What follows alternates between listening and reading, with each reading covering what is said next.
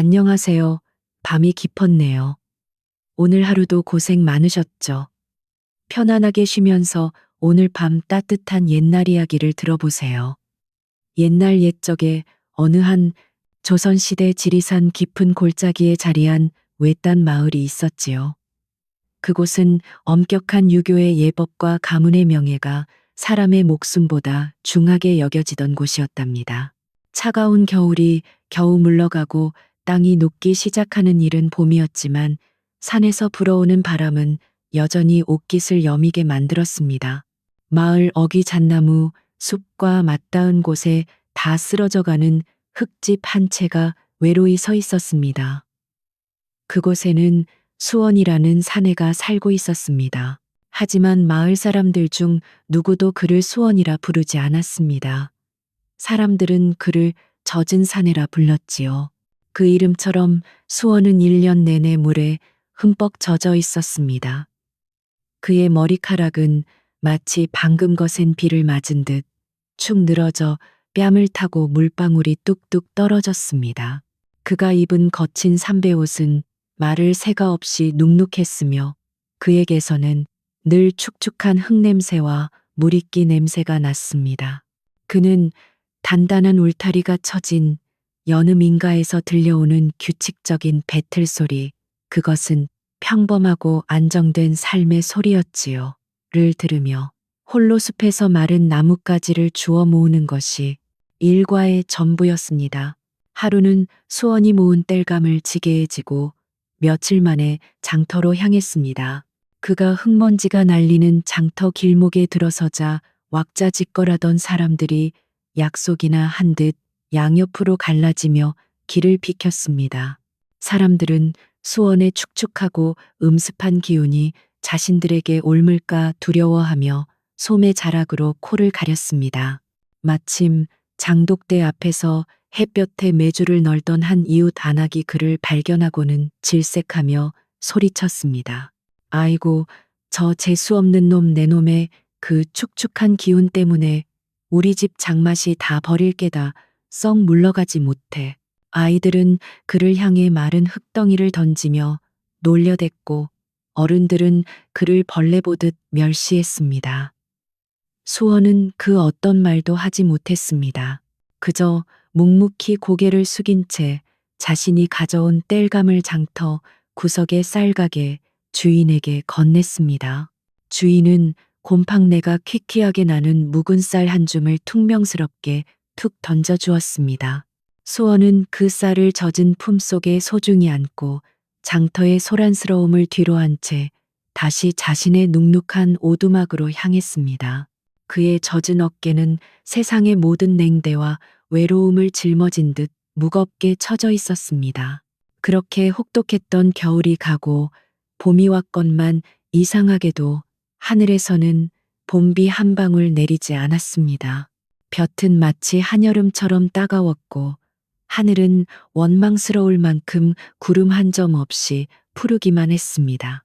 애써 씨앗을 뿌린 논바닥은 거북이 등처럼 쩍쩍 갈라졌고 마을을 가로지르던 개울은 바닥을 드러내어 물고기 뼈만 하얗게 뒹굴었습니다. 사람들의 얼굴에는 수심이 가득 찼습니다. 이대로 가다가는 가을에 낼 세금은커녕 당장 겨울을 날 양식조차 구할 수 없을 터였습니다. 마을에서 가장 큰 기와집에 살며 가문의 체면을 으뜸으로 여기던 권진사는 초조해졌습니다. 그는 자신의 곳간이 비는 것을 무엇보다 두려워하는 위인이었습니다. 그는 마을 사람들을 닥달하여 돼지를 잡고 떡을 쪄서 산신에게 올리는 성대한 기우제를 열었습니다. 무당이 징을 치며 해가 질 때까지 춤을 추었고 사람들은 마른 땅에 이마를 밟고 절박하게 머리를 조아렸습니다. 하지만 해가 져도 바람 한 점 불지 않았고 하늘은 여전히 메말라 있었습니다. 기우제가 아무런 소용이 없자 굶주림에 대한 공포로 이성을 잃은 사람들은 웅성거리기 시작했습니다. 바로 그때 자신의 재산이 타들어 가는 것을 보며 안절부절 못하던 권진사가 저 멀리 수버기에 서서 기우제를 지켜보던 수원을 발견했습니다. 그는 손가락으로 수원을 정확히 가리키며 목청껏 외쳤습니다. 저놈이다. 저 젖은 사내가 하늘의 물을 훔쳤기 때문에 용왕님이 노하신 것이다. 저놈이 우리 마을의 물을 전부 빨아들인 게 틀림없다. 그 말은 장작더미에 떨어진 불씨와 같았습니다. 절망에 빠져 있던 마을 사람들은 권진사의 말을 맹목적으로 믿었습니다. 그들은 이 모든 끔찍한 가뭄의 원인이 바로 수원이라고 생각했습니다. 저놈을 없애야 비가 내린다. 저 저주받은 놈을 쫓아내라. 사람들은 이성을 잃고 횃불을 들었으며 고함을 지르며 수원의 오두막으로 몰려갔습니다. 그들은 수원의 유일한 안식처였던 흙집에 무자비하게 불을 질렀습니다. 불길은 건조한 공기 속에서 순식간에 타올라 밤하늘을 붉게 물들였습니다. 수원은 불타는 집에서 간신히 몸만 빠져나왔습니다. 하지만 사람들은 그에게 돌을 던지며 그를 산속으로 쫓았습니다. 다시는 이 마을에 얼씬도 하지 마라. 이 재수 없는 놈 수원은 숨이 턱까지 차도록 달리고 또 달렸습니다. 뜨겁고 메마른 밤바람이 그의 뺨을 아프게 때렸습니다. 그는 어둠 속에서 길을 잃고 비틀거리며 자신을 받아주지 않는 세상을 등지고 깊고 깊은 산속으로 쫓겨 들어갔습니다. 수원은 밤새도록 불타는 마을을 등지고 달렸습니다. 발바닥은 돌부리에 찢겨 피가 났고 온몸의 기력이 다 빠져나갔습니다. 그는 마침내 물이 바싹 마른 개울가에 이르러 거친 숨을 몰아쉬다 그대로 쓰러졌습니다. 타는 듯한 갈증과 자신을 향한 세상의 저주 속에서 그의 의식이 흐려졌습니다. 그렇게 죽음의 문턱에 다다랐을 때 동쪽 하늘이 희미하게 밝아오기 시작했습니다. 누군가의 그림자가 그의 위로 드리워졌습니다. 그를 발견한 것은 소희라는 젊은 과부였습니다. 소희 또한 기구한 운명의 여인이었지요. 혼인한 지 1년 만에 남편이 급병으로 세상을 뜨자 엄격한 유교 법도를 내세우던 시댁 식구들은 그녀를 살별사싱이라 손가락질했습니다. 가문에 애군을 몰고 왔으며 대를 이을 아들조차 낳지 못했다는 이유로 쫓겨난 것이지요. 그녀 역시 세상의 편견에 밀려 이 깊은 산속 버려진 화전민의 오두막에서 홀로 살고 있었습니다. 소희는 물에 흠뻑 젖어 흙과 이끼 냄새가 나는 수원의 행색을 보았지만 조금도 두려워하거나 멸시하지 않았습니다. 그녀는 자신과 마찬가지로 세상의 모진 바람에 내몰린 사람의 깊은 슬픔을 그의 눈에서 읽었습니다. 그녀는 자신의 마른 옷을 가져와 수원의 젖은 몸을 닦아주려 했지만 닦아낼수록 수원의 몸에서는 이상하게도 맑은 물기가 계속 배어나왔습니다. 소희는 잠시 놀랐지만 이내 그를 부축하여 자신이 머무는 오두막으로 이끌었습니다. 그곳은 비록 낡고 초라했지만 사람의 온기가 남아있는 곳이었습니다.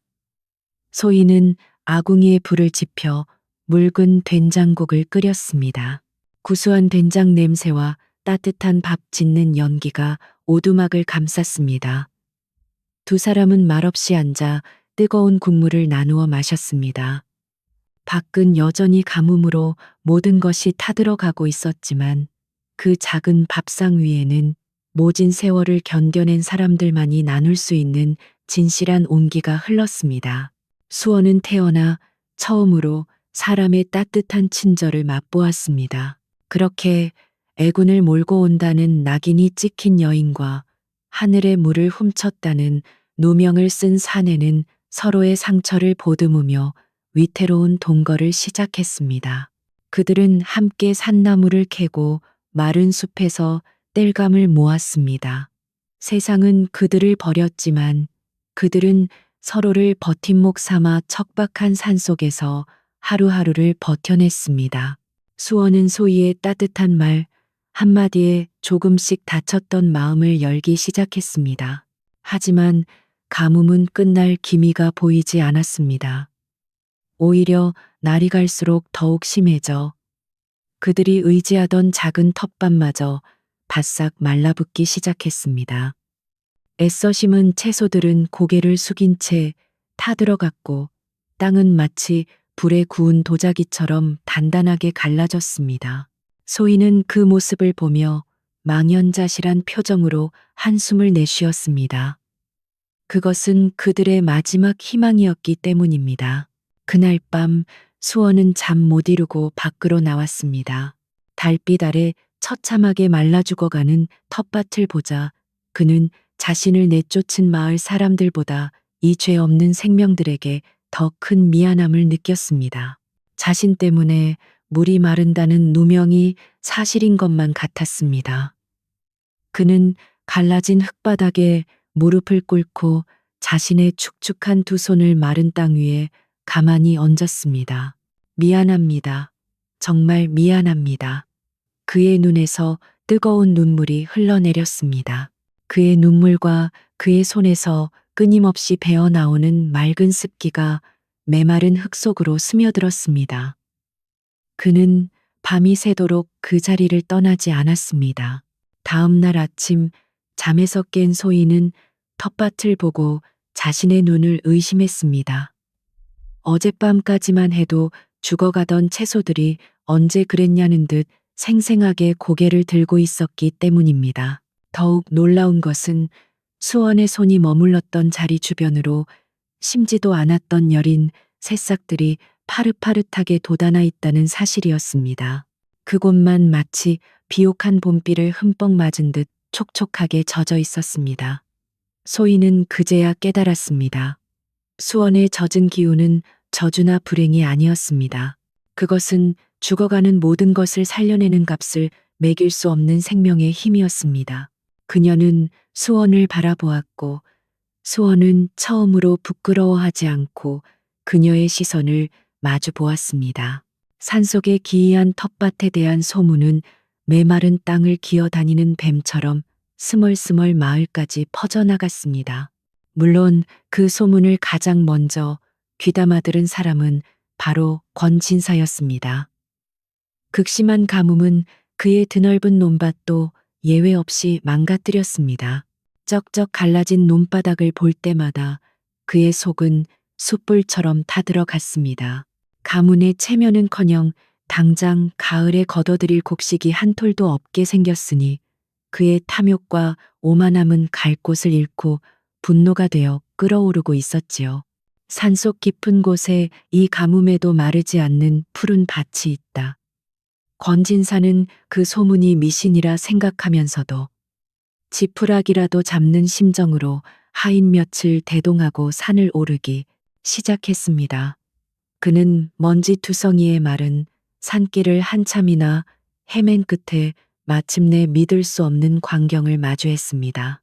사방이 온통 말라 비틀어진 갈색 풍경 속에서 유독한 오두막 주변만이 짙은 녹색으로 생생하게 빛나고 있었습니다. 권진사는 자신의 눈을 비볐습니다. 그곳에는 쫓겨난 과부 소이 그리고 자신이 재앙의 근원이라며 내쫓았던 젖은 산의 수원이 있었습니다. 그러나 그의 눈에 더 선명하게 들어온 것은 두 사람이 아니라 그들 뒤편에서 자라나는 싱싱한 채소와 그 주변을 감싼 촉촉한 땅이었습니다. 그 순간 권진사의 탐욕스러운 눈이 번뜩였습니다. 그는 수원에 저주받은 습기가 싫은 땅을 살리는 기적의 샘물이었음을 단번에 깨달았습니다. 내 이놈 권진사가 헛기침을 하며 소리쳤습니다. 내 놈이 마을의 물을 훔쳐다 이따위 텃밭이나 가꾸고 있었구나. 괘씸한 놈, 그는 수원을 사람으로 본 것이 아니었습니다. 자신의 마른 논바닥을 적셔줄 살아있는 관계 도구로 보았을 뿐입니다. 그는 하인들에게 손짓하며 명했습니다. 당장 저놈을 꽁꽁 묶어라. 내일부터 내 논의 물을 대도록 만들어야겠다. 내 재산과 가문의 명예를 다시 일으켜 세워야 해. 하인들이 밧줄을 들고 수원에게 다가서려던 바로 그 순간이었습니다. 이제까지 수원의 등 뒤에 조용히 서 있던 소희가 앞으로 한 걸음 나서며 두 팔을 벌려 수원을 가로막았습니다. 한때 살별이라 손가락질 받던 가녀린 여인이었지만 그 순간 그녀의 눈빛은 산을 지키는 아모랑이처럼 단호했습니다. 이분은 물건이 아닙니다. 진사 나으리의 재산을 채우기 위한 도구가 아니란 말입니다. 소희의 용기 있는 외침에 늘 움츠려 있던 수원도 천천히 고개를 들었습니다. 그는 자신을 보호하려 애쓰는 소희의 작은 어깨를 바라보았습니다. 그리고 처음으로 자신의 가슴 속에서 두려움이 아닌 다른 무언가가 차오르는 것을 느꼈습니다. 그것은 자신을 믿어준 한 사람에 대한 고마움이자 부당함에 맞서 고픈 작은 용기였습니다. 수원은 소희의 곁에 나란히 서서 권진사를 똑바로 바라보며 말했습니다. 그의 목소리는 젖어 있었지만 그 말만은 또렷하게 울려 퍼졌습니다. 생명은 소유하는 것이 아닙니다. 저는 나으리의 논을 위해 가지 않겠습니다. 생전 처음 들어보는 수원의 반항에 권진사의 얼굴이 노기로 시뻘게 달아올랐습니다. 내 이놈 미천한 것들이 감히 나를 거역해 정령 뼈가 으스러지는 고통을 맛보아야 정신을 차리겠느냐. 권진사는 당장이라도 그들을 해칠 듯 위협했지만 자신보다 건장한 수원과 도끼 오른 소희의 기세에 잠시 주춤했습니다. 그는 분에 못 이긴 듯 씩씩거리다 결국 하인들을 이끌고 돌아섰습니다. 오늘 밤 안으로 내 발로 찾아오지 않으면 내일은 마을 장정들을 모두 끌고 와 내 놈들의 보금자리를 잿더미로 만들고 말겠다. 권진사가 사라진 숲에는 다시 무거운 침묵이 내려앉았습니다. 소희는 다리에 힘이 풀린 듯 주저앉았고 수원은 그런 그녀를 말없이 부축했습니다. 그들은 더 이상 이 산 속에 숨어 지낼 수 없음을 깨달았습니다. 이제 어쩌지요? 소희의 목소리가 가늘게 떨렸습니다. 수원은 말없이 자신의 젖은 손을 내려다 보았습니다. 이 힘이 저주가 아니라면 도대체 무엇을 위해 존재하는 것일까? 그날 밤 두 사람은 도망치는 대신 오두막을 나섰습니다. 수원은 자신이 쫓겨났던 마을을 향해 그것도 가장 어둡고 깊은 밤을 틈타 발걸음을 옮겼습니다. 소희도 횃불 대신 작은 등불 하나를 든 채 그의 곁을 지켰습니다. 그들은 권진사의 기와집이 아닌 가뭄에 가장 고통받는 가난한 이들의 움집으로 향했습니다. 한때 자신에게 돌을 던졌던 사람들이었지만 지금 그들의 눈에는 원망 대신 연민이 자리하고 있었습니다. 수원은 먼저 바닥까지 말라버린 마을 공동우물로 다가갔습니다. 그는 우물 두레박에 자신의 젖은 손을 가만히 얹었습니다. 그러자 놀랍게도 바싹 말랐던 우물 바닥에서 고르륵 하는 소리와 함께 맑은 물이 조금씩 차오르기 시작했습니다. 이어서 그는 홀로 된 과부의 작은 밭대기로 가시든 무 배추 위에 손을 얹었습니다. 다음 날 아침 마을 사람들은 기적을 목격했습니다. 밤사이의 공동우물에는 다시 맑은 샘물이 솟아났고 죽어가던 가난한 이들의 텃밭이 파릇하게 되살아난 것입니다. 부자들의 넓은 논밭은 여전히 말라 있었지만 가난하고 힘없는 이들의 작은 생명줄만은 기적처럼 다시 이어졌습니다. 사람들은 처음에는 어리둥절했지만 곧 깨달았습니다. 이 모든 것이 누구의 덕분인지. 마을 사람들은 더 이상 수원을 젖은 사내라 부르며 두려워하지 않았습니다. 그들은 그를 생명의 은인이라 불렀습니다. 다음 날 권진사가 몽둥이를 든 장정들을 이끌고 수원을 잡으러 오기도 전에 마을의 가난한 백성들이 먼저 곡괭이와 낫을 들고 산기슭에 모여들었습니다. 그들은 수원의 오두막을 향해 두꺼운 방어벽을 만들었습니다. 한때 두려움에 휩싸여 한 사람을 내쫓았던 그들이 이제는 감사의 마음으로 뭉쳐 그를 지키려 하고 있었습니다. 마을 어귀에서 낫과 곡괭이를 든 가난한 백성들은 은인을 지키겠다는 결의로 가득 차 있었습니다. 그들은 권진사와 그의 하인들 앞을 단단히 가로막고 섰습니다. 권진사는 감히 천 것들이 자신의 앞을 막아선다는 사실에 얼굴이 불그락푸르락했습니다. 가문의 명예가 땅에 떨어진 순간이었지요. 이놈들 당장 비키지 못할까. 저놈은 마을에 재앙을 몰고 온 놈이다. 권진사가 노발대발 고함을 쳤지만 한때 그에게 굽실거리던 사람들은 이제 물러서지 않았습니다. 오히려 한 과부가 앞으로 나서며 외쳤습니다. 진짜 재앙은 바로 나으리의 끝없는 탐욕입니다. 이분은 우리 모두를 살리신 은인입니다. 사람들의 분노 어린 외침이 숲을 울렸고 그 기세에 눌린 권진사의 하인들조차 감히 앞으로 나설 생각을 못했습니다. 권진사는 수원을 힘으로 빼앗는 것이 글렀다고 판단했습니다. 그의 탐욕스러운 눈알이 이리저리 굴러가더니 문득 한 가지 악독한 꾀를 생각해냈습니다. 그는 수원이 아니라 수원의 힘이 나오는 근원을 떠올렸습니다. 그래, 저놈의 몸뚱이가 아니라 저놈이 밟고 선 땅에 맥력을 통째로 차지하면 된다. 그는 수원을 포기하는 척하며 음흉하게 웃었습니다. 좋다. 너희 같은 상것들과 더러운 흙탕물에서 뒹구는 인의 힘으로 물을 찾고 말겠다. 그는 하인들을 이끌고 서둘러 산을 내려갔습니다. 마을 사람들은 그가 드디어 포기한 줄 알고 잠시 안도했습니다. 하지만 그것은 더 큰 재앙의 시작이었습니다. 권진사는 자신의 웅장한 기와 집으로 돌아가자마자 마을 장정들을 억지로 징발하여 자신의 넓은 마당 한가운데를 파헤치기 시작했습니다. 그는 수원이 깨운 산의 물줄기가 분명 자신의 저택 아래로도 흐를 것이라 확신했습니다. 더 깊이 파라. 저 산속의 물줄기를 모조리 이리로 끌어와야 한다. 내 텅 빈 곳간을 다시 채워야 한단 말이다. 그는 이성을 잃고 사람들을 짐승처럼 닥달했습니다. 마른 땅은 사람들의 비짓땀으로 젖어갔지만 물줄기는커녕 축축한 흙 한 줌 나오지 않았습니다. 더 깊이 파 내려가라. 게으름 피우는 놈은 가만두지 않겠다. 권진사의 광기 어린 외침이 며칠 밤낮으로 이어졌습니다. 인부들은 지쳐 쓰러졌고 그의 넓고 반듯했던 마당은 거대한 구덩이로 변했습니다. 그러던 어느 날 해질녘이었습니다. 구덩이 속에서 일하던 인부 하나가 공포에 질린 목소리로 외쳤습니다. 나으리 땅이 울고 있습니다.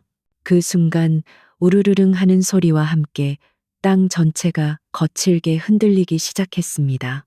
수십 년간 가문의 권세와 부를 상징했던 웅장한 기와집의 주춧돌이 흔들리더니 쩍하는 끔찍한 소리와 함께 대들보가 갈라졌습니다.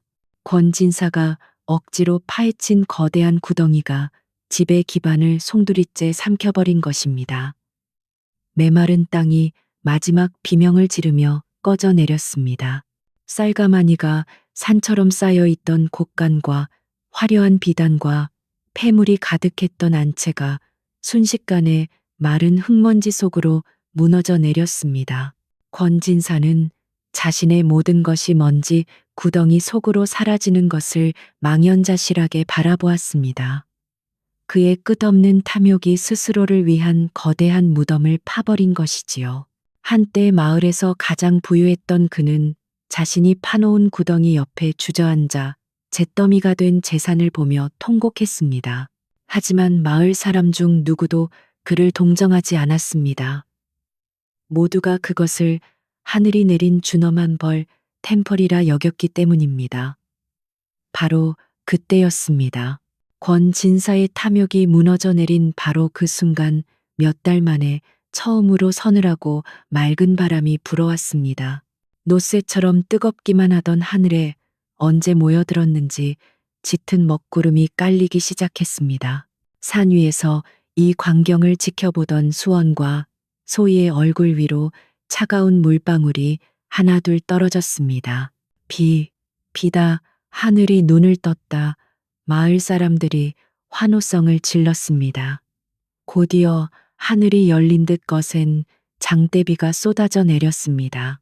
그것은 메마른 논바닥을 적시고 갈라진 땅의 상처를 어루만지며 온 세상의 시름을 씻어내리는 진정한 하늘의 눈물이었습니다. 사람들은 모두 밖으로 뛰쳐나와 비를 맞으며 춤을 추고 기쁨의 눈물을 흘렸습니다. 수원은 자신에게 쏟아지는 시원한 비를 맞으며 가만히 서 있었습니다. 그때 소희가 놀란 눈으로 수원을 바라보았습니다. 서방님, 그녀가 조심스럽게 수원의 뺨과 머리카락을 만졌습니다. 늘 축축하게 젖어 있던 그의 몸에서 나던 퀴퀴한 흙냄새와 물이끼 냄새가 거짓말처럼 사라지고 있었습니다. 하늘의 비가 그의 몸을 씻어내자 그의 몸을 감싸고 있던 기이한 습기가 깨끗이 사라진 것입니다. 수원은 자신의 손을 내려다 보았습니다. 늘 물기가 배어 나오던 손이 이제는 비에 젖었을 뿐 평범하고 따뜻한 사내의 손이 되어 있었습니다. 자연의 균형이 깨져 그가 짊어져야 했던 무거운 짐을 이제 하늘이 스스로 거두어 간 것이지요. 그는 더 이상 젖은 사내가 아니었습니다. 그는 그저 하늘이 내린 단비를 흠뻑 맞은 한 남자일 뿐이었습니다. 그 후로 오랜 세월이 흘렀습니다. 권진사는 모든 것을 잃고 거지꼴이 되어 정처 없이 마을을 떠났고 다시는 그를 본 사람이 없었다고 합니다. 수원은 자신을 지켜준 마을 사람들과 함께 힘을 합쳐 황폐해진 땅을 다시 일구었습니다. 사람들은 더 이상 그를 젖은 사내라 부르지 않고 그저 마음 따뜻하고 부지런한 이웃 수원이라 불렀습니다. 그는 자신을 유일하게 믿어준 사람 소희와 정식으로 혼인하여 산기슭에 아담한 초가집을 지었습니다. 한때 살별이라 불렸던 여인과 저주받은 사내라 불렸던 남자의 집이었지만 그곳은 마을에서 가장 따뜻하고 웃음소리가 끊이지 않는 보금자리가 되었습니다. 마을에는 다시 아이들의 울음소리가 들리고 풍요로운 농사, 노래가 들판에 울려 퍼졌습니다. 또다시 수십 년이 흘러 수원과 소희가 백발이 성성한 노인이 되었을 때입니다. 두 사람은 따사로운 가을볕이 내리쬐는 대청마루에 나란히 앉아 있었습니다. 마당에서는 그들의 손주들이 천진난만하게 뛰어놀고 있었고 그들 앞에는 추수를 앞둔 황금빛 벼이삭이 바람에 넉넉하게 물결치고 있었습니다. 그것은 한 사람의 기적이 아닌 모두가 함께 땀 흘려 일군 풍요로운 결실이었습니다. 수원의 몸은 더 이상 젖어 있지 않았지만 그의 눈은 여전히 이 세상 모든 것을 품을 듯 깊고 촉촉하게 빛나고 있었습니다. 그래요. 어쩌면 그 어두운 밤 모두에게 멸시당하며 흠뻑 젖어 있던 그 사내야말로 자신의 모든 것을 내어주어 만물을 살리고자 했던 이 땅의 백성들을 위한 진정한 임금님이었는지도 모르겠습니다. 안녕하세요. 밤이 깊었네요. 오늘 하루도 고생 많으셨죠? 편안하게 쉬면서 오늘 밤 따뜻한 옛날 이야기를 들어보세요. 옛날 옛적에 어느 한 조선시대 지리산 깊은 골짜기에 자리한 외딴 마을이 있었지요. 그곳은 엄격한 유교의 예법과 가문의 명예가 사람의 목숨보다 중하게 여겨지던 곳이었답니다. 차가운 겨울이 겨우 물러가고 땅이 녹기 시작하는 이른 봄이었지만 산에서 불어오는 바람은 여전히 옷깃을 여미게 만들었습니다. 마을 어귀 잣나무, 숲과 맞닿은 곳에 다 쓰러져가는 흙집 한 채가 외로이 서 있었습니다. 그곳에는 수원이라는 사내가 살고 있었습니다. 하지만 마을 사람들 중 누구도 그를 수원이라 부르지 않았습니다. 사람들은 그를 젖은 사내라 불렀지요. 그 이름처럼 수원은 1년 내내 물에 흠뻑 젖어 있었습니다. 그의 머리카락은 마치 방금 거센 비를 맞은 듯 축 늘어져 뺨을 타고 물방울이 뚝뚝 떨어졌습니다. 그가 입은 거친 삼배옷은 말을 새가 없이 눅눅했으며 그에게서는 늘 축축한 흙냄새와 물이끼 냄새가 났습니다. 그는 단단한 울타리가 쳐진 여느 민가에서 들려오는 규칙적인 배틀 소리, 그것은 평범하고 안정된 삶의 소리였지요. 를 들으며 홀로 숲에서 마른 나뭇가지를 주워 모으는 것이 일과의 전부였습니다. 하루는 수원이 모은 땔감을 지게에 지고 며칠 만에 장터로 향했습니다. 그가 흙먼지가 날리는 장터 길목에 들어서자 왁자지껄하던 사람들이 약속이나 한 듯 양옆으로 갈라지며 길을 비켰습니다. 사람들은 수원의 축축하고 음습한 기운이 자신들에게 옮을까 두려워하며 소매 자락으로 코를 가렸습니다. 마침 장독대 앞에서 햇볕에 메주를 널던 한 이웃 안악이 그를 발견하고는 질색하며 소리쳤습니다. 아이고, 저 재수 없는 놈 내 놈의 그 축축한 기운 때문에 우리 집 장맛이 다 버릴 게다 썩 물러가지 못해. 아이들은 그를 향해 마른 흙덩이를 던지며 놀려댔고 어른들은 그를 벌레 보듯 멸시했습니다. 수원은 그 어떤 말도 하지 못했습니다. 그저 묵묵히 고개를 숙인 채 자신이 가져온 땔감을 장터 구석의 쌀가게 주인에게 건넸습니다. 주인은 곰팡내가 퀴퀴하게 나는 묵은 쌀 한 줌을 퉁명스럽게 툭 던져주었습니다. 수원은 그 쌀을 젖은 품속에 소중히 안고 장터의 소란스러움을 뒤로한 채 다시 자신의 눅눅한 오두막으로 향했습니다. 그의 젖은 어깨는 세상의 모든 냉대와 외로움을 짊어진 듯 무겁게 처져 있었습니다. 그렇게 혹독했던 겨울이 가고 봄이 왔건만 이상하게도 하늘에서는 봄비 한 방울 내리지 않았습니다. 볕은 마치 한여름처럼 따가웠고 하늘은 원망스러울 만큼 구름 한 점 없이 푸르기만 했습니다.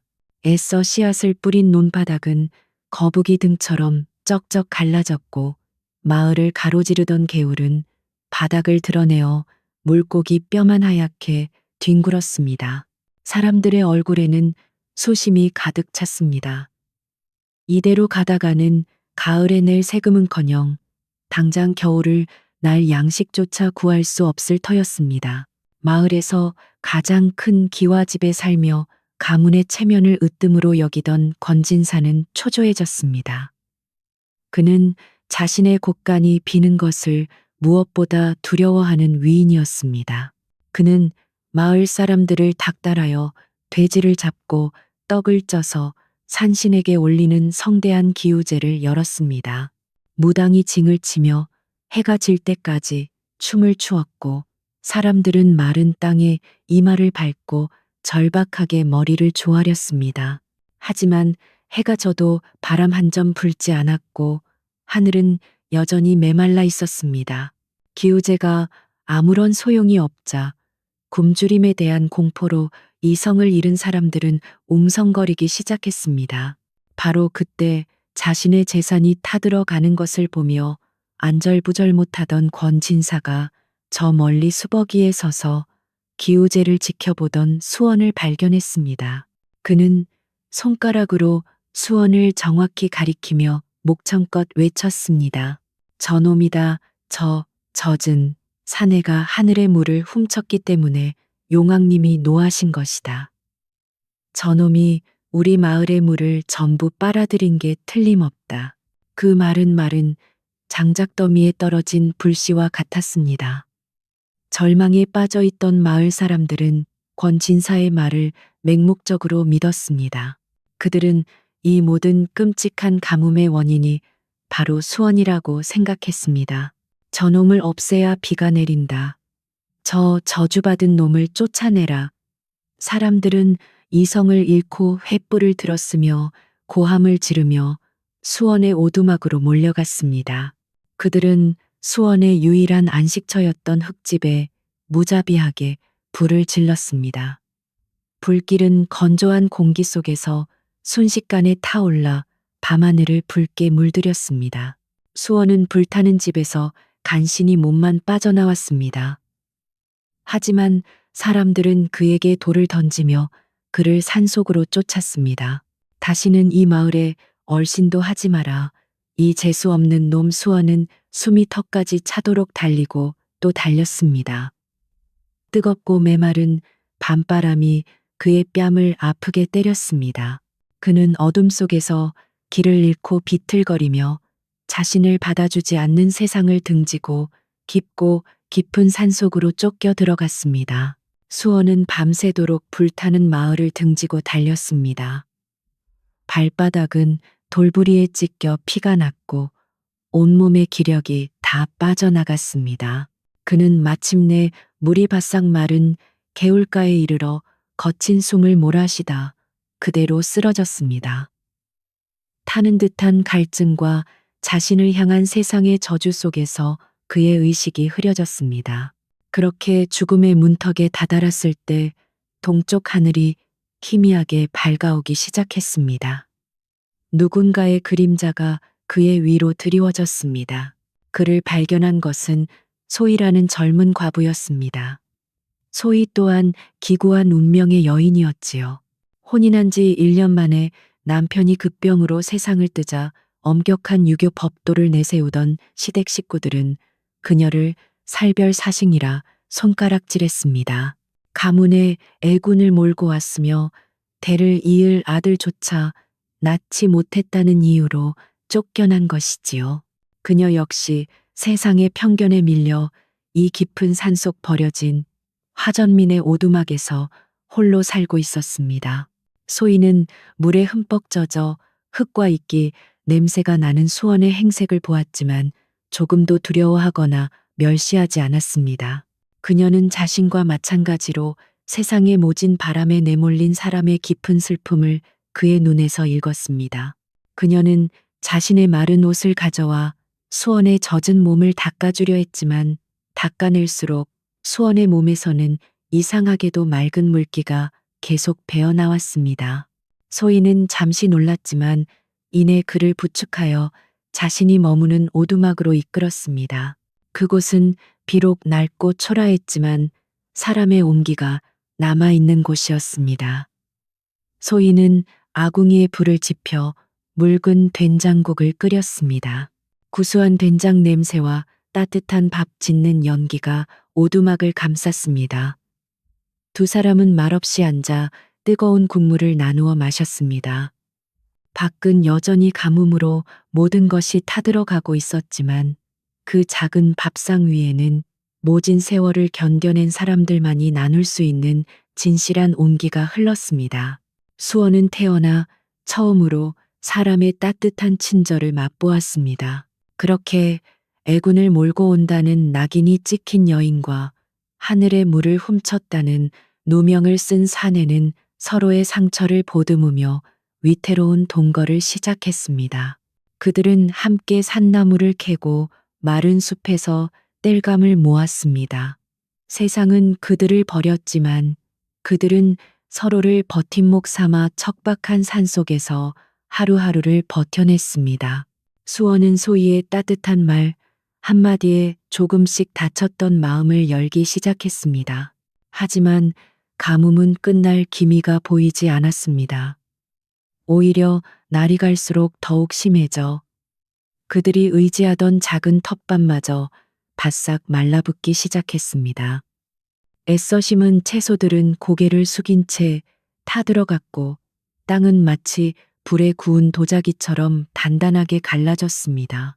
소희는 그 모습을 보며 망연자실한 표정으로 한숨을 내쉬었습니다. 그것은 그들의 마지막 희망이었기 때문입니다. 그날 밤 수원은 잠 못 이루고 밖으로 나왔습니다. 달빛 아래 처참하게 말라 죽어가는 텃밭을 보자 그는 자신을 내쫓은 마을 사람들보다 이 죄 없는 생명들에게 더 큰 미안함을 느꼈습니다. 자신 때문에 물이 마른다는 누명이 사실인 것만 같았습니다. 그는 갈라진 흙바닥에 무릎을 꿇고 자신의 축축한 두 손을 마른 땅 위에 가만히 얹었습니다. 미안합니다. 정말 미안합니다. 그의 눈에서 뜨거운 눈물이 흘러내렸습니다. 그의 눈물과 그의 손에서 끊임없이 배어나오는 맑은 습기가 메마른 흙 속으로 스며들었습니다. 그는 밤이 새도록 그 자리를 떠나지 않았습니다. 다음 날 아침 잠에서 깬 소희는 텃밭을 보고 자신의 눈을 의심했습니다. 어젯밤까지만 해도 죽어가던 채소들이 언제 그랬냐는 듯 생생하게 고개를 들고 있었기 때문입니다. 더욱 놀라운 것은 수원의 손이 머물렀던 자리 주변으로 심지도 않았던 여린 새싹들이 파릇파릇하게 돋아나 있다는 사실이었습니다. 그곳만 마치 비옥한 봄비를 흠뻑 맞은 듯 촉촉하게 젖어 있었습니다.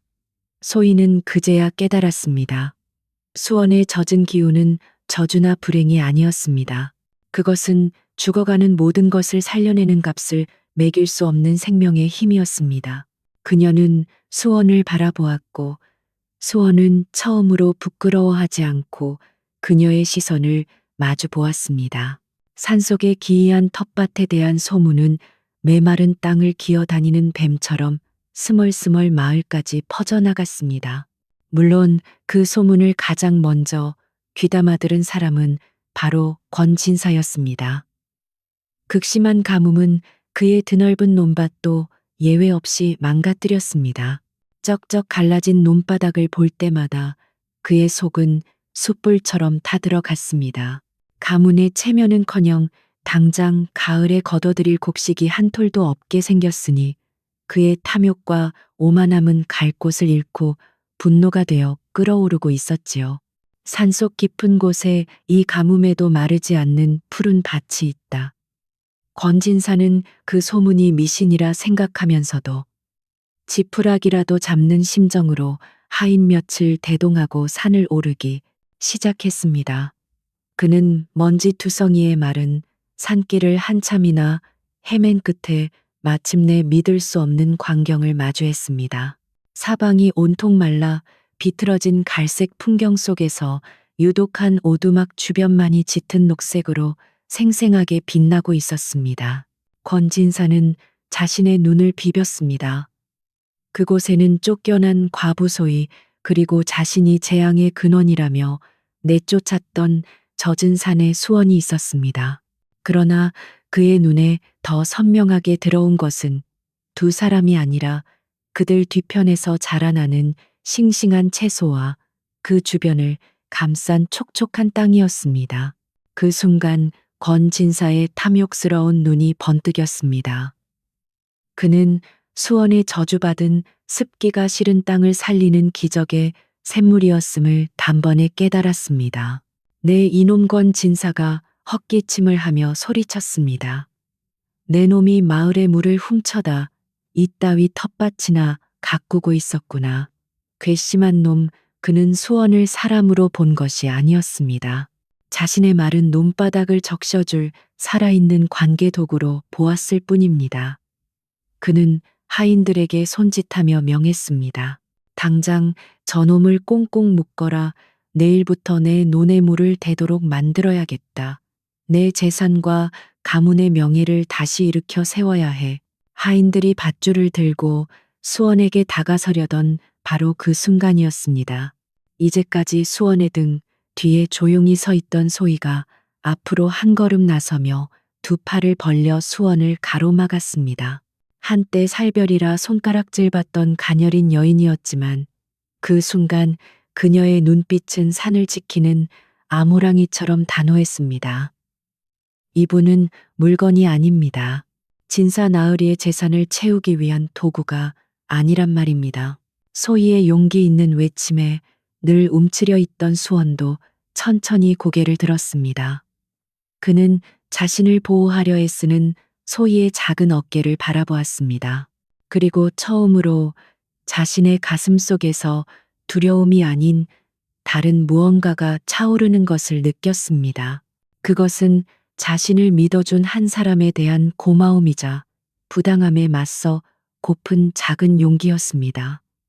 수원은 소희의 곁에 나란히 서서 권진사를 똑바로 바라보며 말했습니다. 그의 목소리는 젖어 있었지만 그 말만은 또렷하게 울려 퍼졌습니다. 생명은 소유하는 것이 아닙니다. 저는 나으리의 논을 위해 가지 않겠습니다. 생전 처음 들어보는 수원의 반항에 권진사의 얼굴이 노기로 시뻘게 달아올랐습니다. 내 이놈 미천한 것들이 감히 나를 거역해 정녕 뼈가 으스러지는 고통을 맛보아야 정신을 차리겠느냐. 권진사는 당장이라도 그들을 해칠 듯 위협했지만 자신보다 건장한 수원과 도끼 오른 소희의 기세에 잠시 주춤했습니다. 그는 분에 못 이긴 듯 씩씩거리다 결국 하인들을 이끌고 돌아섰습니다. 오늘 밤 안으로 내 발로 찾아오지 않으면 내일은 마을 장정들을 모두 끌고 와 내 놈들의 보금자리를 잿더미로 만들고 말겠다. 권진사가 사라진 숲에는 다시 무거운 침묵이 내려앉았습니다. 소희는 다리에 힘이 풀린 듯 주저앉았고 수원은 그런 그녀를 말없이 부축했습니다. 그들은 더 이상 이 산 속에 숨어 지낼 수 없음을 깨달았습니다. 이제 어쩌지요? 소희의 목소리가 가늘게 떨렸습니다. 수원은 말없이 자신의 젖은 손을 내려다 보았습니다. 이 힘이 저주가 아니라면 도대체 무엇을 위해 존재하는 것일까? 그날 밤 두 사람은 도망치는 대신 오두막을 나섰습니다. 수원은 자신이 쫓겨났던 마을을 향해 그것도 가장 어둡고 깊은 밤을 틈타 발걸음을 옮겼습니다. 소희도 횃불 대신 작은 등불 하나를 든 채 그의 곁을 지켰습니다. 그들은 권진사의 기와집이 아닌 가뭄에 가장 고통받는 가난한 이들의 움집으로 향했습니다. 한때 자신에게 돌을 던졌던 사람들이었지만 지금 그들의 눈에는 원망 대신 연민이 자리하고 있었습니다. 수원은 먼저 바닥까지 말라버린 마을 공동우물로 다가갔습니다. 그는 우물 두레박에 자신의 젖은 손을 가만히 얹었습니다. 그러자 놀랍게도 바싹 말랐던 우물 바닥에서 고르륵 하는 소리와 함께 맑은 물이 조금씩 차오르기 시작했습니다. 이어서 그는 홀로 된 과부의 작은 밭대기로 가시든 무 배추 위에 손을 얹었습니다. 다음 날 아침 마을 사람들은 기적을 목격했습니다. 밤사이의 공동우물에는 다시 맑은 샘물이 솟아났고 죽어가던 가난한 이들의 텃밭이 파릇하게 되살아난 것입니다. 부자들의 넓은 논밭은 여전히 말라 있었지만 가난하고 힘없는 이들의 작은 생명줄만은 기적처럼 다시 이어졌습니다. 사람들은 처음에는 어리둥절했지만 곧 깨달았습니다. 이 모든 것이 누구의 덕분인지. 마을 사람들은 더 이상 수원을 젖은 사내라 부르며 두려워하지 않았습니다. 그들은 그를 생명의 은인이라 불렀습니다.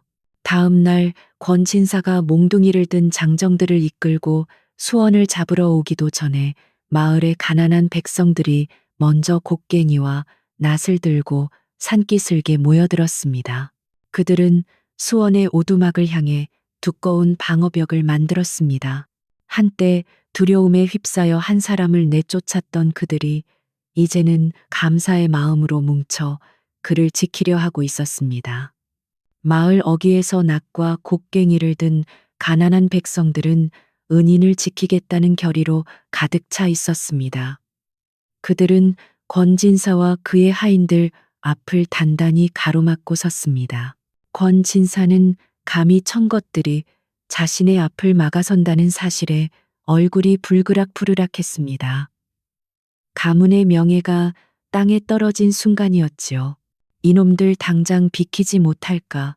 저놈은 마을에 재앙을 몰고 온 놈이다. 권진사가 노발대발 고함을 쳤지만 한때 그에게 굽실거리던 사람들은 이제 물러서지 않았습니다. 오히려 한 과부가 앞으로 나서며 외쳤습니다. 진짜 재앙은 바로 나으리의 끝없는 탐욕입니다. 이분은 우리 모두를 살리신 은인입니다. 사람들의 분노 어린 외침이 숲을 울렸고 그 기세에 눌린 권진사의 하인들조차 감히 앞으로 나설 생각을 못했습니다. 권진사는 수원을 힘으로 빼앗는 것이 글렀다고 판단했습니다. 그의 탐욕스러운 눈알이 이리저리 굴러가더니 문득 한 가지 악독한 꾀를 생각해냈습니다. 그는 수원이 아니라 수원의 힘이 나오는 근원을 떠올렸습니다. 그래, 저놈의 몸뚱이가 아니라 저놈이 밟고 선 땅에 맥력을 통째로 차지하면 된다. 그는 수원을 포기하는 척하며 음흉하게 웃었습니다. 좋다. 너희 같은 상것들과 더러운 흙탕물에서 뒹구는 이내 힘으로 물을 찾고 말겠다. 그는 하인들을 이끌고 서둘러 산을 내려갔습니다. 마을 사람들은 그가 드디어 포기한 줄 알고 잠시 안도했습니다. 하지만 그것은 더 큰 재앙의 시작이었습니다.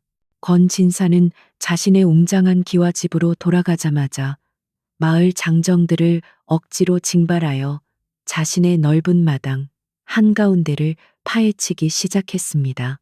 그는 수원이 깨운 산의 물줄기가 분명 자신의 저택 아래로도 흐를 것이라 확신했습니다.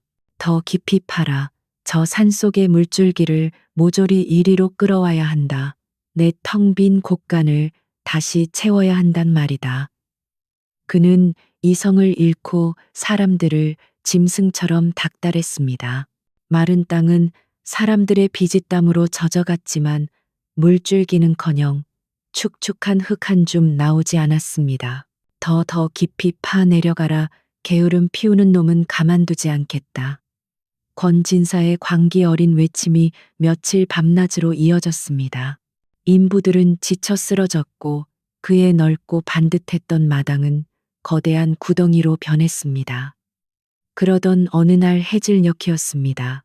구덩이 속에서 일하던 인부 하나가 공포에 질린 목소리로 외쳤습니다. 나으리 땅이 울고 있습니다.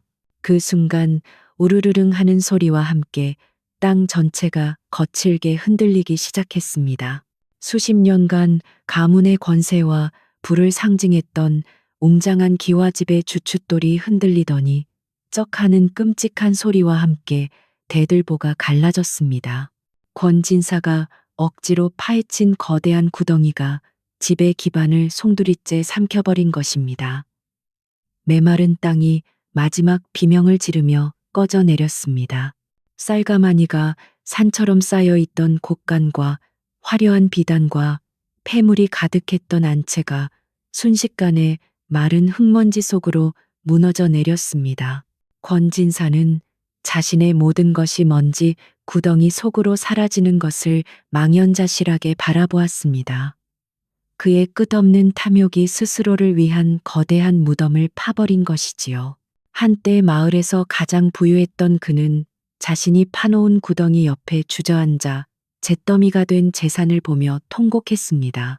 하지만 마을 사람 중 누구도 그를 동정하지 않았습니다. 모두가 그것을 하늘이 내린 준엄한 벌, 템펄이라 여겼기 때문입니다. 바로 그때였습니다. 권진사의 탐욕이 무너져 내린 바로 그 순간 몇 달 만에 처음으로 서늘하고 맑은 바람이 불어왔습니다. 노쇠처럼 뜨겁기만 하던 하늘에 언제 모여들었는지 짙은 먹구름이 깔리기 시작했습니다. 산 위에서 이 광경을 지켜보던 수원과 소희의 얼굴 위로 차가운 물방울이 하나둘 떨어졌습니다. 비다. 하늘이 눈을 떴다. 마을 사람들이 환호성을 질렀습니다. 곧이어 하늘이 열린 듯 거센 장대비가 쏟아져 내렸습니다. 그것은 메마른 논바닥을 적시고 갈라진 땅의 상처를 어루만지며 온 세상의 시름을 씻어내리는 진정한 하늘의 눈물이었습니다. 사람들은 모두 밖으로 뛰쳐나와 비를 맞으며 춤을 추고 기쁨의 눈물을 흘렸습니다. 수원은 자신에게 쏟아지는 시원한 비를 맞으며 가만히 서 있었습니다. 그때 소희가 놀란 눈으로 수원을 바라보았습니다. 서방님, 그녀가 조심스럽게 수원의 뺨과 머리카락을 만졌습니다. 늘 축축하게 젖어 있던 그의 몸에서 나던 퀴퀴한 흙냄새와 물이끼 냄새가 거짓말처럼 사라지고 있었습니다. 하늘의 비가 그의 몸을 씻어내자 그의 몸을 감싸고 있던 기이한 습기가 깨끗이 사라진 것입니다. 수원은 자신의 손을 내려다 보았습니다. 늘 물기가 배어 나오던 손이 이제는 비에 젖었을 뿐 평범하고 따뜻한 사내의 손이 되어 있었습니다. 자연의 균형이 깨져 그가 짊어져야 했던 무거운 짐을 이제 하늘이 스스로 거두어 간 것이지요. 그는 더 이상 젖은 사내가 아니었습니다. 그는 그저 하늘이 내린 단비를 흠뻑 맞은 한 남자일 뿐이었습니다. 그 후로 오랜 세월이 흘렀습니다. 권진사는 모든 것을 잃고 거지꼴이 되어 정처 없이 마을을 떠났고 다시는 그를 본 사람이 없었다고 합니다. 수원은 자신을 지켜준 마을 사람들과 함께 힘을 합쳐 황폐해진 땅을 다시 일구었습니다. 사람들은 더 이상 그를 젖은 사내라 부르지 않고 그저 마음 따뜻하고 부지런한 이웃 수원이라 불렀습니다. 그는 자신을 유일하게 믿어준 사람 소희와 정식으로 혼인하여 산기슭에 아담한 초가집을 지었습니다. 한때 살별이라 불렸던 여인과 저주받은 사내라 불렸던 남자의 집이었지만 그곳은 마을에서 가장 따뜻하고 웃음소리가 끊이지 않는 보금자리가 되었습니다. 마을에는 다시 아이들의 울음소리가 들리고 풍요로운 농사, 노래가 들판에 울려 퍼졌습니다. 또다시 수십 년이 흘러 수원과 소희가 백발이 성성한 노인이 되었을 때입니다. 두 사람은 따사로운 가을볕이 내리쬐는 대청마루에 나란히 앉아 있었습니다. 마당에서는 그들의 손주들이 천진난만하게 뛰어놀고 있었고 그들 앞에는 추수를 앞둔 황금빛 벼 이삭이 바람에 넉넉하게 물결치고 있었습니다. 그것은 한 사람의 기적이 아닌 모두가 함께 땀 흘려 일군 풍요로운 결실이었습니다. 수원의 몸은 더 이상 젖어 있지 않았지만 그의 눈은 여전히 이 세상 모든 것을 품을 듯 깊고 촉촉하게 빛나고 있었습니다. 그래요. 어쩌면 그 어두운 밤 모두에게 멸시당하며 흠뻑 젖어 있던 그 사내야말로 자신의 모든 것을 내어주어 만물을 살리고자 했던 이 땅의 백성들을 위한 진정한 임금님이었는지도 모르겠습니다. 안녕하세요. 밤이 깊었네요. 오늘 하루도 고생 많으셨죠? 편안하게 쉬면서 오늘 밤 따뜻한 옛날 이야기를 들어보세요. 옛날 옛적에 어느 한 조선시대 지리산 깊은 골짜기에 자리한 외딴 마을이 있었지요. 그곳은 엄격한 유교의 예법과 가문의 명예가 사람의 목숨보다 중하게 여겨지던 곳이었답니다. 차가운 겨울이 겨우 물러가고 땅이 녹기 시작하는 이른 봄이었지만 산에서 불어오는 바람은 여전히 옷깃을 여미게 만들었습니다. 마을 어귀 잣나무, 숲과 맞닿은 곳에 다 쓰러져가는 흙집 한 채가 외로이 서 있었습니다. 그곳에는 수원이라는 사내가 살고 있었습니다. 하지만 마을 사람들 중 누구도 그를 수원이라 부르지 않았습니다. 사람들은 그를 젖은 사내라 불렀지요. 그 이름처럼 수원은 1년 내내 물에 흠뻑 젖어 있었습니다. 그의 머리카락은 마치 방금 거센 비를 맞은 듯 축 늘어져 뺨을 타고 물방울이 뚝뚝 떨어졌습니다. 그가 입은 거친 삼배옷은 말을 새가 없이 눅눅했으며 그에게서는 늘 축축한 흙냄새와 물이끼 냄새가 났습니다. 그는 단단한 울타리가 쳐진 여느 민가에서 들려오는 규칙적인 배틀 소리, 그것은 평범하고 안정된 삶의 소리였지요. 를 들으며 홀로 숲에서 마른 나뭇가지를 주워 모으는 것이 일과의 전부였습니다. 하루는 수원이 모은 땔감을 지게에 지고 며칠 만에 장터로 향했습니다. 그가 흙먼지가 날리는 장터 길목에 들어서자 왁자지껄하던 사람들이 약속이나 한 듯 양옆으로 갈라지며 길을 비켰습니다. 사람들은 수원의 축축하고 음습한 기운이 자신들에게 옮을까 두려워하며 소매 자락으로 코를 가렸습니다. 마침 장독대 앞에서 햇볕에 메주를 널던 한 이웃 안악이 그를 발견하고는 질색하며 소리쳤습니다. 아이고, 저 재수 없는 놈 내 놈의 그 축축한 기운 때문에 우리 집 장맛이 다 버릴 게다 썩 물러가지 못해. 아이들은 그를 향해 마른 흙덩이를 던지며 놀려댔고 어른들은 그를 벌레 보듯 멸시했습니다. 수원은 그 어떤 말도 하지 못했습니다. 그저 묵묵히 고개를 숙인 채 자신이 가져온 땔감을 장터 구석의 쌀가게 주인에게 건넸습니다. 주인은 곰팡내가 퀴퀴하게 나는 묵은 쌀 한 줌을 퉁명스럽게 툭 던져 주었습니다. 수원은 그 쌀을 젖은 품속에 소중히 안고 장터의 소란스러움을 뒤로한 채 다시 자신의 눅눅한 오두막으로 향했습니다. 그의 젖은 어깨는 세상의 모든 냉대와 외로움을 짊어진 듯 무겁게 처져 있었습니다. 그렇게 혹독했던 겨울이 가고 봄이 왔건만 이상하게도 하늘에서는 봄비 한 방울 내리지 않았습니다. 볕은 마치 한여름처럼 따가웠고 하늘은 원망스러울 만큼 구름 한 점 없이 푸르기만 했습니다. 애써 씨앗을 뿌린 논바닥은 거북이 등처럼 쩍쩍 갈라졌고 마을을 가로지르던 개울은 바닥을 드러내어 물고기 뼈만 하얗게 뒹굴었습니다. 사람들의 얼굴에는 수심이 가득 찼습니다. 이대로 가다가는 가을에 낼 세금은커녕 당장 겨울을 날 양식조차 구할 수 없을 터였습니다. 마을에서 가장 큰 기와집에 살며 가문의 체면을 으뜸으로 여기던 권진사는 초조해졌습니다. 그는 자신의 곳간이 비는 것을 무엇보다 두려워하는 위인이었습니다. 그는 마을 사람들을 닥달하여 돼지를 잡고 떡을 쪄서 산신에게 올리는 성대한 기우제를 열었습니다. 무당이 징을 치며 해가 질 때까지 춤을 추었고 사람들은 마른 땅에 이마를 밟고 절박하게 머리를 조아렸습니다. 하지만 해가 져도 바람 한 점 불지 않았고 하늘은 여전히 메말라 있었습니다. 기우제가 아무런 소용이 없자 굶주림에 대한 공포로 이성을 잃은 사람들은 웅성거리기 시작했습니다. 바로 그때 자신의 재산이 타들어가는 것을 보며 안절부절 못하던 권진사가 저 멀리 수버기에 서서 기우제를 지켜보던 수원을 발견했습니다.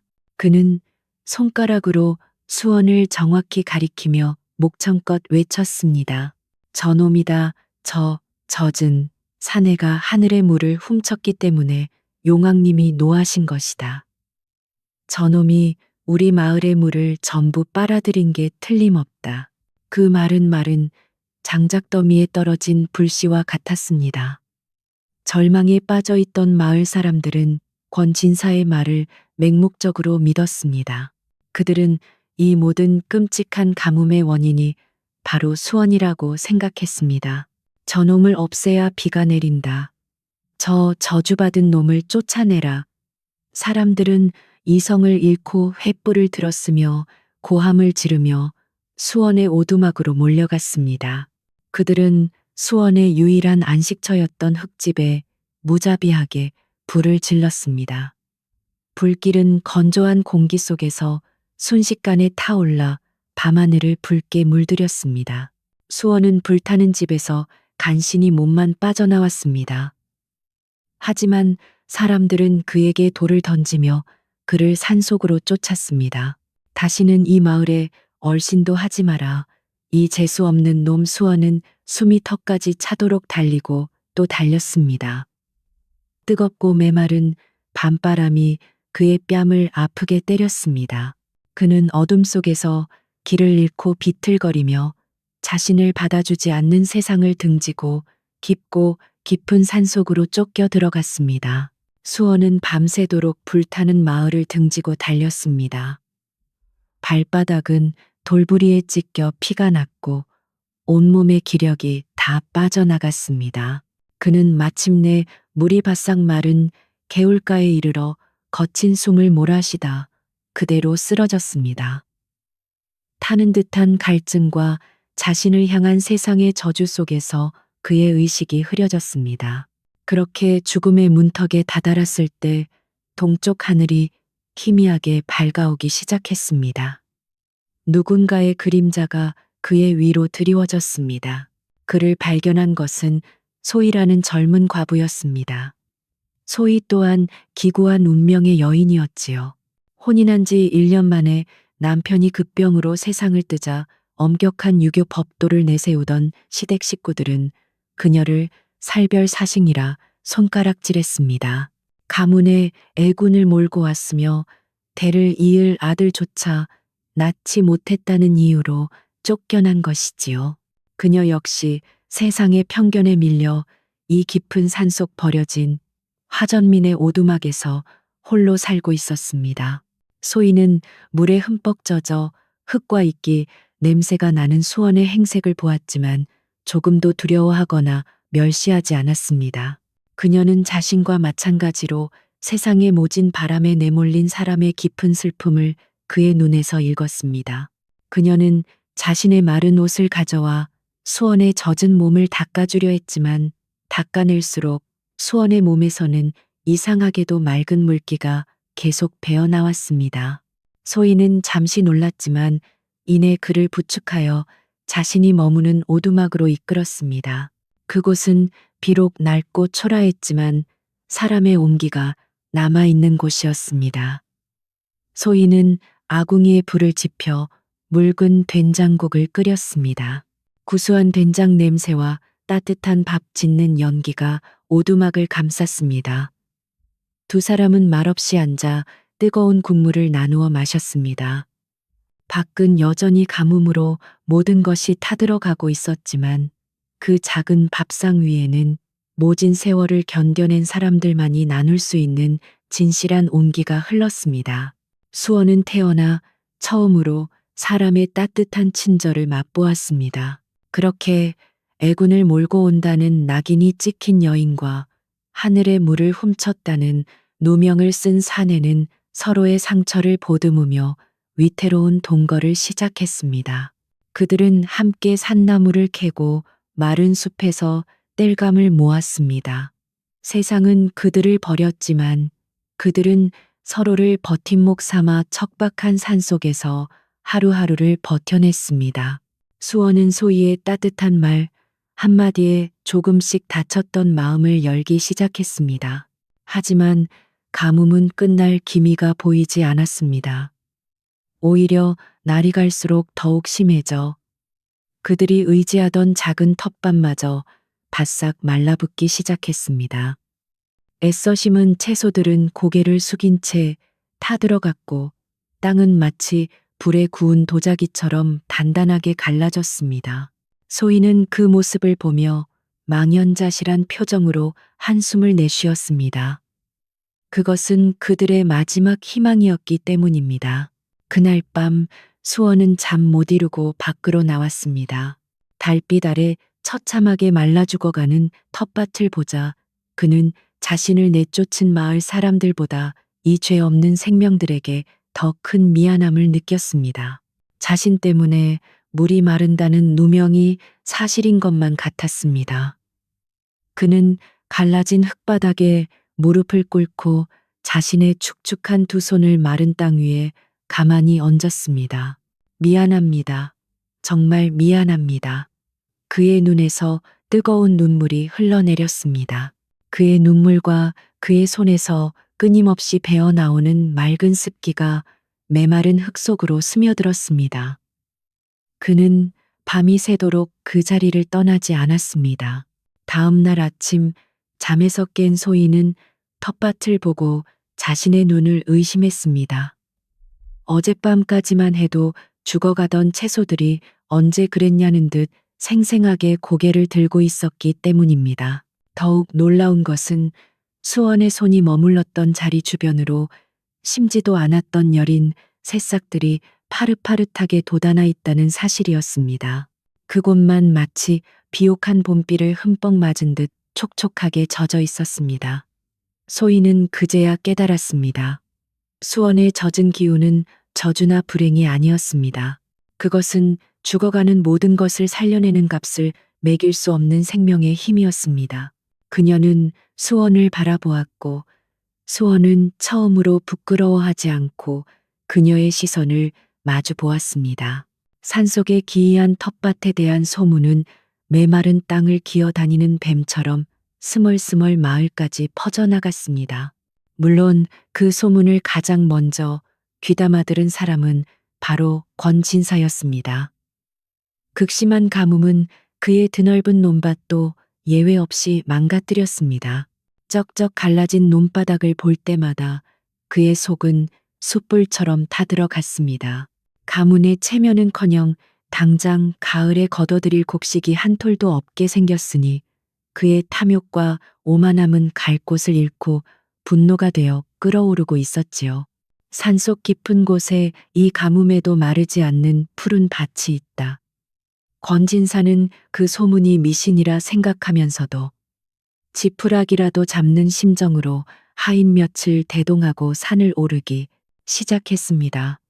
그는 먼지투성이의 마른 산길을 한참이나 헤맨 끝에 마침내 믿을 수 없는 광경을 마주했습니다.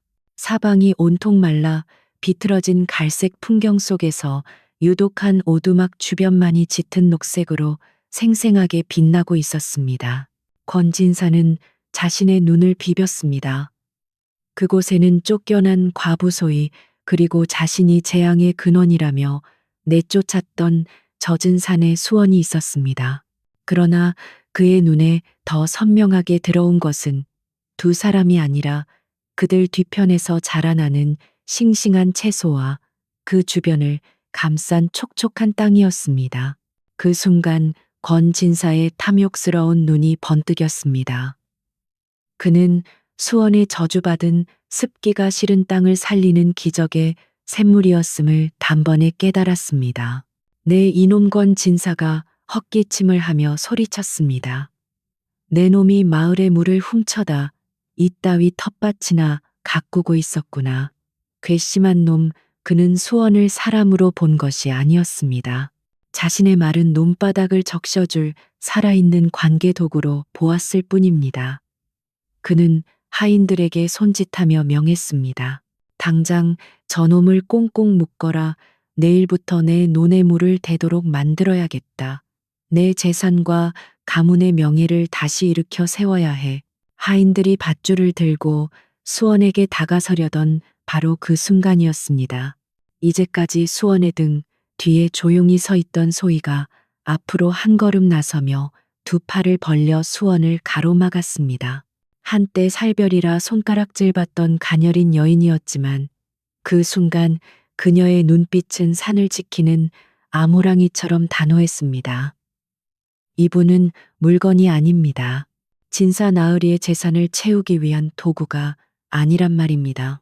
소희의 용기 있는 외침에 늘 움츠려 있던 수원도 천천히 고개를 들었습니다.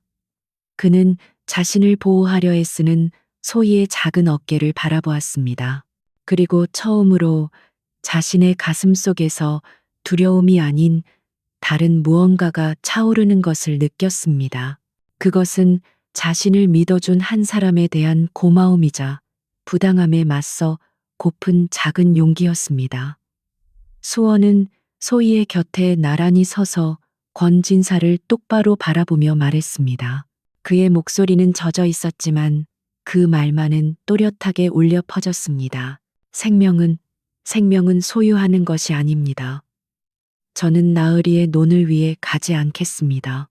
생전 처음 들어보는 수원의 반항에 권진사의 얼굴이 노기로 시뻘게 달아올랐습니다. 내 이놈 미천한 것들이 감히 나를 거역해 정녕 뼈가 으스러지는 고통을 맛보아야 정신을 차리겠느냐. 권진사는 당장이라도 그들을 해칠 듯 위협했지만 자신보다 건장한 수원과 도끼 오른 소희의 기세에 잠시 주춤했습니다. 그는 분에 못 이긴 듯 씩씩거리다 결국 하인들을 이끌고 돌아섰습니다. 오늘 밤 안으로 내 발로 찾아오지 않으면 내일은 마을 장정들을 모두 끌고 와 내 놈들의 보금자리를 잿더미로 만들고 말겠다. 권진사가 사라진 숲에는 다시 무거운 침묵이 내려앉았습니다. 소희는 다리에 힘이 풀린 듯 주저앉았고 수원은 그런 그녀를 말없이 부축했습니다. 그들은 더 이상 이 산 속에 숨어 지낼 수 없음을 깨달았습니다. 이제 어쩌지요? 소희의 목소리가 가늘게 떨렸습니다. 수원은 말없이 자신의 젖은 손을 내려다 보았습니다. 이 힘이 저주가 아니라면 도대체 무엇을 위해 존재하는 것일까? 그날 밤 두 사람은 도망치는 대신 오두막을 나섰습니다. 수원은 자신이 쫓겨났던 마을을 향해 그것도 가장 어둡고 깊은 밤을 틈타 발걸음을 옮겼습니다. 소희도 횃불 대신 작은 등불 하나를 든 채 그의 곁을 지켰습니다. 그들은 권진사의 기와집이 아닌 가뭄에 가장 고통받는 가난한 이들의 움집으로 향했습니다. 한때 자신에게 돌을 던졌던 사람들이었지만 지금 그들의 눈에는 원망 대신 연민이 자리하고 있었습니다. 수원은 먼저 바닥까지 말라버린 마을 공동우물로 다가갔습니다. 그는 우물 두레박에 자신의 젖은 손을 가만히 얹었습니다. 그러자 놀랍게도 바싹 말랐던 우물 바닥에서 고르륵 하는 소리와 함께 맑은 물이 조금씩 차오르기 시작했습니다. 이어서 그는 홀로 된 과부의 작은 밭대기로 가시든 무 배추 위에 손을 얹었습니다. 다음 날 아침 마을 사람들은 기적을 목격했습니다. 밤사이의 공동우물에는 다시 맑은 샘물이 솟아났고 죽어가던 가난한 이들의 텃밭이 파릇하게 되살아난 것입니다. 부자들의 넓은 논밭은 여전히 말라 있었지만 가난하고 힘없는 이들의 작은 생명줄만은 기적처럼 다시 이어졌습니다. 사람들은 처음에는 어리둥절했지만 곧 깨달았습니다. 이 모든 것이 누구의 덕분인지. 마을 사람들은 더 이상 수원을 젖은 사내라 부르며 두려워하지 않았습니다. 그들은 그를 생명의 은인이라 불렀습니다. 다음 날 권진사가 몽둥이를 든 장정들을 이끌고 수원을 잡으러 오기도 전에 마을의 가난한 백성들이 먼저 곡괭이와 낫을 들고 산기슭에 모여들었습니다. 그들은 수원의 오두막을 향해 두꺼운 방어벽을 만들었습니다. 한때 두려움에 휩싸여 한 사람을 내쫓았던 그들이 이제는 감사의 마음으로 뭉쳐 그를 지키려 하고 있었습니다. 마을 어귀에서 낫과 곡괭이를 든 가난한 백성들은 은인을 지키겠다는 결의로 가득 차 있었습니다. 그들은 권진사와 그의 하인들 앞을 단단히 가로막고 섰습니다. 권진사는 감히 천 것들이 자신의 앞을 막아선다는 사실에 얼굴이 불그락푸르락했습니다. 가문의 명예가 땅에 떨어진 순간이었지요. 이놈들 당장 비키지 못할까. 저놈은 마을에 재앙을 몰고 온 놈이다. 권진사가 노발대발 고함을 쳤지만 한때 그에게 굽실거리던 사람들은 이제 물러서지 않았습니다. 오히려 한 과부가 앞으로 나서며 외쳤습니다. 진짜 재앙은 바로 나으리의 끝없는 탐욕입니다. 이분은 우리 모두를 살리신 은인입니다. 사람들의 분노 어린 외침이 숲을 울렸고 그 기세에 눌린 권진사의 하인들조차 감히 앞으로 나설 생각을 못했습니다. 권진사는 수원을 힘으로 빼앗는 것이 글렀다고 판단했습니다. 그의 탐욕스러운 눈알이 이리저리 굴러가더니 문득 한 가지 악독한 꾀를 생각해냈습니다. 그는 수원이 아니라 수원의 힘이 나오는 근원을 떠올렸습니다. 그래, 저놈의 몸뚱이가 아니라 저놈이 밟고 선 땅에 맥력을 통째로 차지하면 된다. 그는 수원을 포기하는 척하며 음흉하게 웃었습니다. 좋다. 너희 같은 산 것들과 더러운 흙탕물에서 뒹구는 이내 힘으로 물을 찾고 말겠다. 그는 하인들을 이끌고 서둘러 산을 내려갔습니다. 마을 사람들은 그가 드디어 포기한 줄 알고 잠시 안도했습니다. 하지만 그것은 더 큰 재앙의 시작이었습니다. 권진사는 자신의 웅장한 기와집으로 돌아가자마자 마을 장정들을 억지로 징발하여 자신의 넓은 마당 한가운데를 파헤치기 시작했습니다. 그는 수원이 깨운 산의 물줄기가 분명 자신의 저택 아래로도 흐를 것이라 확신했습니다. 더 깊이 파라. 저 산속의 물줄기를 모조리 이리로 끌어와야 한다. 내 텅 빈 곳간을 다시 채워야 한단 말이다. 그는 이성을 잃고 사람들을 짐승처럼 닥달했습니다. 마른 땅은 사람들의 비지땀으로 젖어갔지만 물줄기는커녕 축축한 흙 한 줌 나오지 않았습니다. 더 깊이 파 내려가라. 게으름 피우는 놈은 가만두지 않겠다. 권진사의 광기 어린 외침이 며칠 밤낮으로 이어졌습니다. 인부들은 지쳐 쓰러졌고 그의 넓고 반듯했던 마당은 거대한 구덩이로 변했습니다. 그러던 어느 날 해질녘이었습니다. 구덩이 속에서 일하던 인부 하나가 공포에 질린 목소리로 외쳤습니다. 나으리 땅이 울고 있습니다. 그 순간 우르르릉 하는 소리와 함께 땅 전체가 거칠게 흔들리기 시작했습니다. 수십 년간 가문의 권세와 부를 상징했던 웅장한 기와집의 주춧돌이 흔들리더니 쩍 하는 끔찍한 소리와 함께 대들보가 갈라졌습니다. 권진사가 억지로 파헤친 거대한 구덩이가 집의 기반을 송두리째 삼켜버린 것입니다. 메마른 땅이 마지막 비명을 지르며 꺼져 내렸습니다. 쌀가마니가 산처럼 쌓여있던 곳간과 화려한 비단과 폐물이 가득했던 안채가 순식간에 마른 흙먼지 속으로 무너져 내렸습니다. 권진사는 자신의 모든 것이 먼지 구덩이 속으로 사라지는 것을 망연자실하게 바라보았습니다.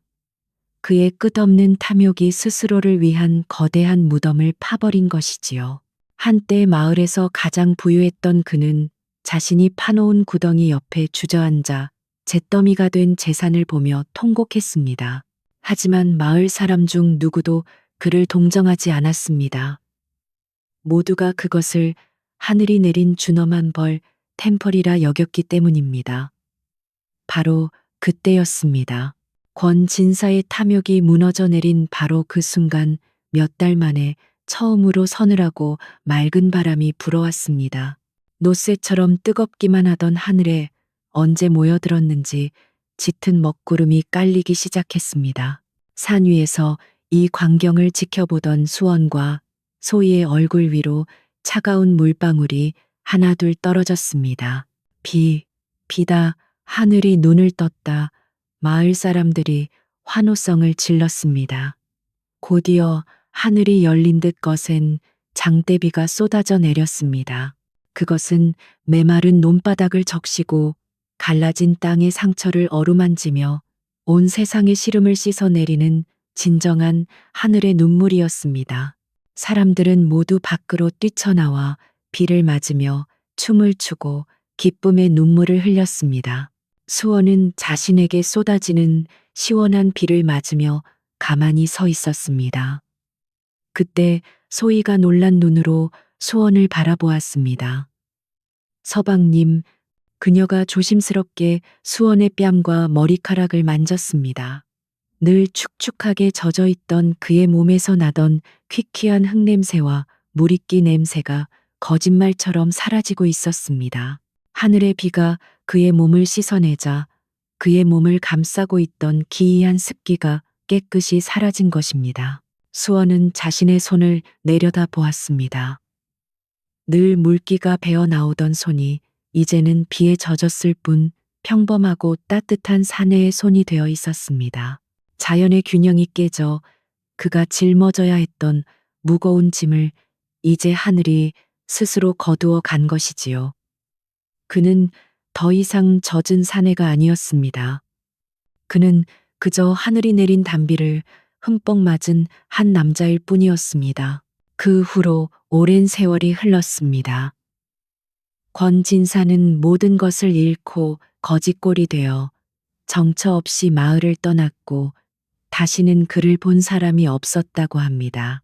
수원은 자신을 지켜준 마을 사람들과 함께 힘을 합쳐 황폐해진 땅을 다시 일구었습니다. 사람들은 더 이상 그를 젖은 사내라 부르지 않고 그저 마음 따뜻하고 부지런한 이웃 수원이라 불렀습니다. 그는 자신을 유일하게 믿어준 사람 소희와 정식으로 혼인하여 산기슭에 아담한 초가집을 지었습니다. 한때 살별이라 불렸던 여인과 저주받은 사내라 불렸던 남자의 집이었지만 그곳은 마을에서 가장 따뜻하고 웃음소리가 끊이지 않는 보금자리가 되었습니다. 마을에는 다시 아이들의 울음소리가 들리고 풍요로운 농사, 노래가 들판에 울려 퍼졌습니다. 또다시 수십 년이 흘러 수원과 소희가 백발이 성성한 노인이 되었을 때입니다. 두 사람은 따사로운 가을볕이 내리쬐는 대청마루에 나란히 앉아 있었습니다. 마당에서는 그들의 손주들이 천진난만하게 뛰어놀고 있었고 그들 앞에는 추수를 앞둔 황금빛 벼 이삭이 바람에 넉넉하게 물결치고 있었습니다.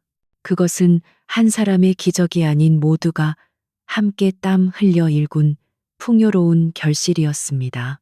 수원의 몸은 더 이상 젖어 있지 않았지만 그의 눈은 여전히 이 세상 모든 것을 품을 듯 깊고 촉촉하게 빛나고 있었습니다.